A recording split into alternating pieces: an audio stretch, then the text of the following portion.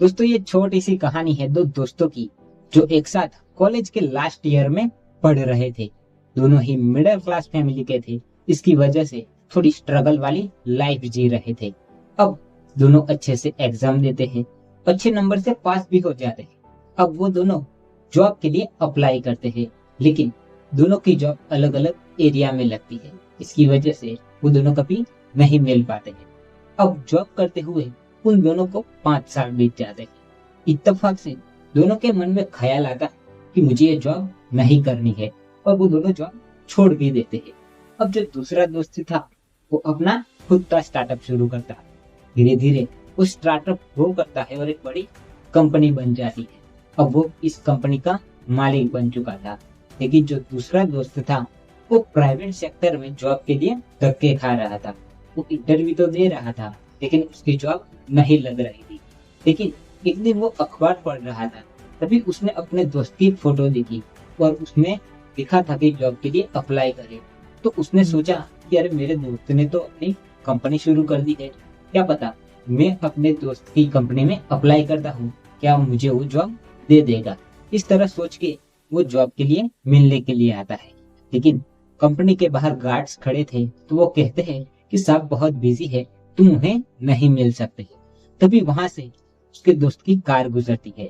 तो जो मालिक दोस्त था वो उसे पहचान जाता है और कहता है, अरे दोस्त तुम यहाँ क्या कर रहे हो। तो वो दोस्त कहता है, तुम्हारी कंपनी में जॉब के लिए आया, क्योंकि मैंने जॉब छोड़ दी है, क्या तुम मुझे जॉब दोगे।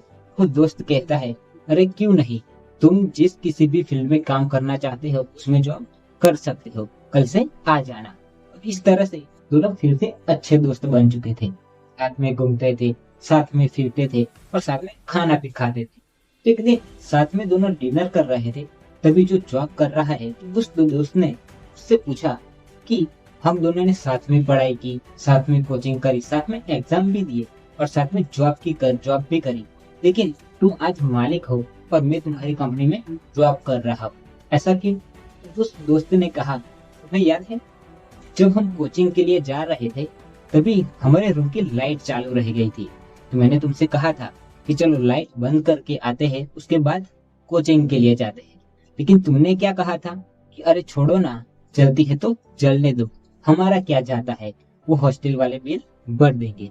तुम वहां से कोचिंग के लिए चले गए, लेकिन मैं वापस गया और उस लाइट को बंद करके आया, उसके बाद कोचिंग के लिए आया था। वो कहने लगा, हाँ ऐसा ही हुआ था। तो दोस्त कहता है कि तब भी तुम नौकर की तरह सोचते थे और मैं मालिक की तरह सोचता था।